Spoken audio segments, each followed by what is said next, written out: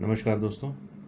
आज हम बात करेंगे कि मान लीजिए अगर किसी पे गलत एफआईआर हो जाए, किसी पे गलत कंप्लेंट या गलत एफआईआर हो जाए, तो ऐसे सिनेरियो में उनको क्या करना चाहिए।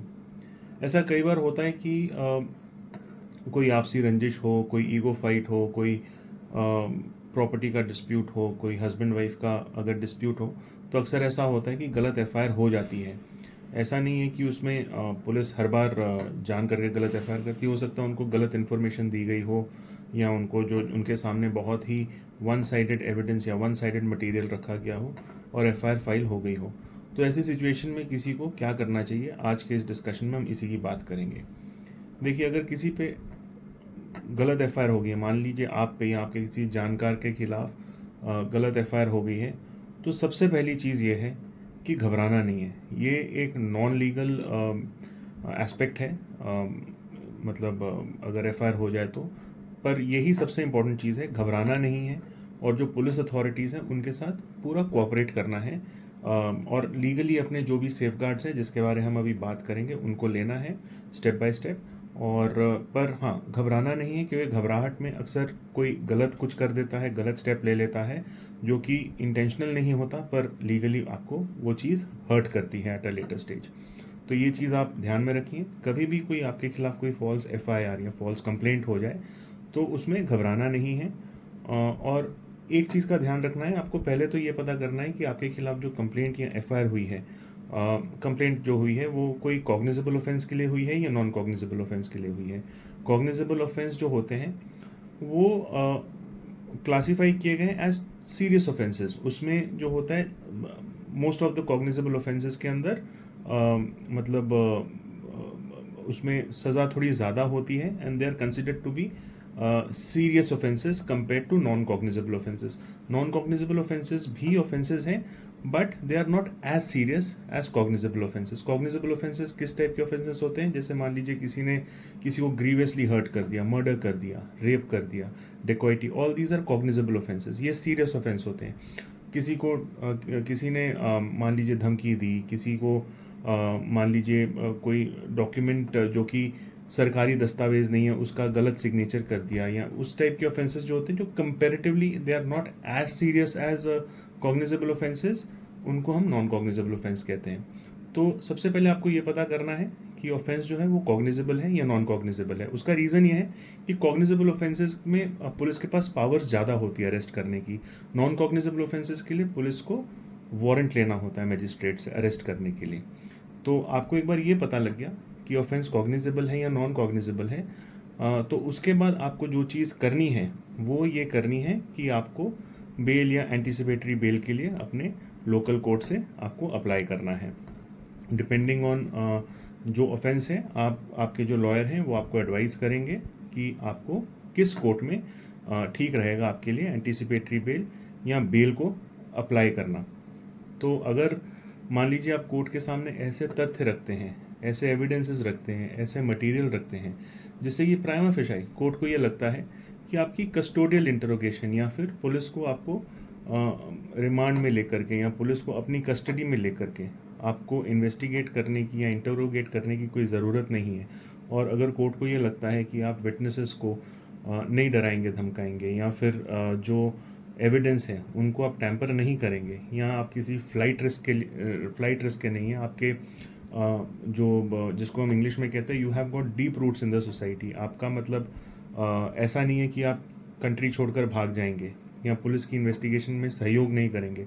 तो अगर कोर्ट को ये सारी तमाम चीज़ें लगती हैं तो कोर्ट आपको प्रोटेक्ट करेगी। और अगर आपके खिलाफ केस वीक है या अगर कोर्ट को देखते ही मटेरियल ऐसा लगता है कि इसमें कुछ है नहीं, तो कोर्ट जनरली जो कोर्सिव स्टेप्स हैं लाइक अरेस्ट एट्सेट्रा, मतलब जिसमें आपके डॉक्यूमेंट्स वगैरह कोर्ट पुलिस के पास सीज करने की पावर होती है, तो वो सब कोर्सिव स्टेप्स इंक्लूडिंग अरेस्ट से पुलिस कोर्ट आपको प्रोटेक्ट करेगी। तो ये चीज़ का ध्यान रखना है कि जैसे ही आपको पता लगता है कि आपके खिलाफ कोई सीरियस ऑफेंस का एलिगेशन लगा है, कोई गलत एफआईआर हुई है या कंप्लेंट हुई है, तो पहले कॉग्निजेबल ऑफेंस देखना है या नहीं। सेकेंडली आपको कोर्ट में अपना एंटीसिपेटरी बेल या बेल के लिए अप्लाई करना है, और लॉयर को कंसल्ट करें। जो भी आपके जानकार लॉयर हैं, नहीं हैं तो आसपास पता करें आप किन के थ्रू इस चीज़ को अप्लाई कर सकते हैं। अब थर्ड चीज़ जो इम्पोर्टेंट है, अगर आपके खिलाफ जो केस है, जो कंप्लेंट हुई है, वो बिल्कुल ही बेबुनियाद है, अगर आपके खिलाफ जो एफआईआर या कंप्लेंट जो भी चीज़ हुई है वो बिल्कुल ही बेबुनियाद है, तो आप एक और चीज़ कर सकते हैं, वो है कि हाई कोर्ट में आप अर्जी लगा सकते हैं उस एफआईआर को क्वॉश करने के लिए। एफआईआर को क्वॉश करने का मतलब है एफआईआर को रद्द कर दी, मतलब कोर्ट एक ऐसा ऑर्डर पास करेगी कि वो एफआईआर एग्जिस्ट ही नहीं करती इन दी आइज ऑफ लॉ। तो उसके लिए आपको लेकिन कोर्ट के सामने मटेरियल्स रखने होते हैं, ये दिखाने के लिए कि जो एफआईआर है, आपके खिलाफ जो एफआईआर हुई है वो बिल्कुल ही बेबुनियाद है, उसमें कुछ है ही नहीं।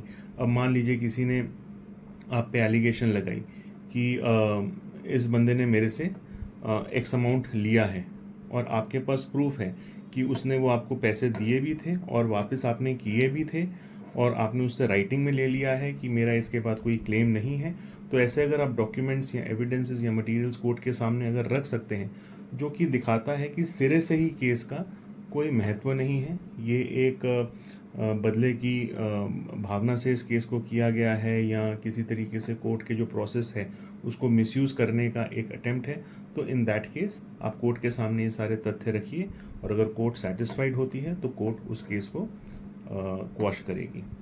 तो ये चीज़ें आप कर सकते हैं अगर आपके खिलाफ कोई फॉल्स एफआईआर फाइल हुई है।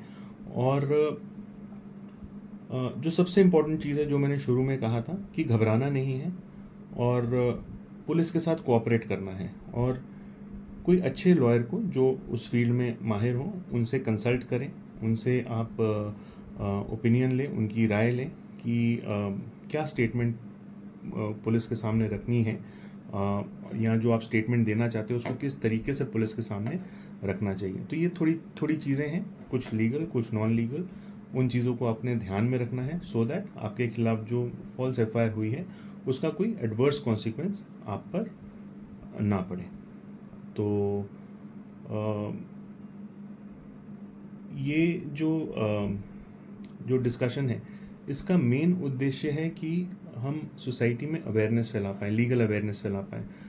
हमने कई केसेस में ऐसा देखा है कि एक इंसान को जानकारी नहीं होती law, and he falls on the wrong side of law. For example, मान लीजिए कोर्ट से समन्स आए हैं, और उसको पता ही नहीं, वो गांव में कहीं रिसाइड करते हैं और उनको पता ही नहीं कोर्ट के समन्स आए, और वो शायद वहाँ से शिफ्ट कर गए हैं।